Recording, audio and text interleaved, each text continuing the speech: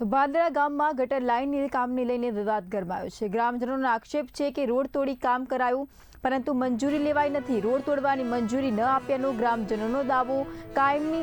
કામની કાયદેસરતાના અને પારદર્શિતાના અંગે ગંભીર સવાલો ઊભા થયા છે। કામની પારદર્શિતા અને કાયદેસરતાના ગંભીર સવાલો ઊભા થયા। સ્થાનિક સરપંચ સત્તાનો દુરુપયોગ અને નિયમ ભંગના આક્ષેપ કરાયા છે। મંજૂરી વિના જાહેર સંપત્તિને નુકસાન પહોંચાડ્યા હોવાનો આરોપ છે। જવાબદાર તંત્ર સામે ગ્રામજનોમાં રોષ।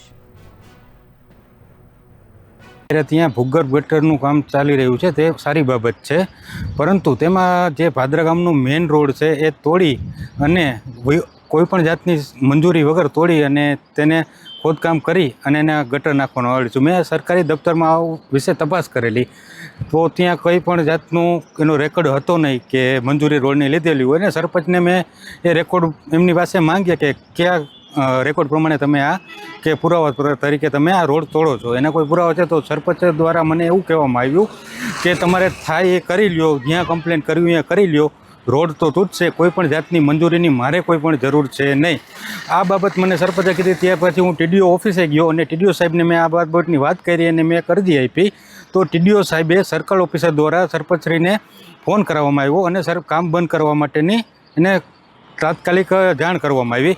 તેમ છતાં હું પાછો ભાદરા ગામમાં આવ્યો તો કામ ચાલુ હતું। મેં પાછું સરપંચને કીધું કે તમને એનઓસી આવી હોય તો મને આપો।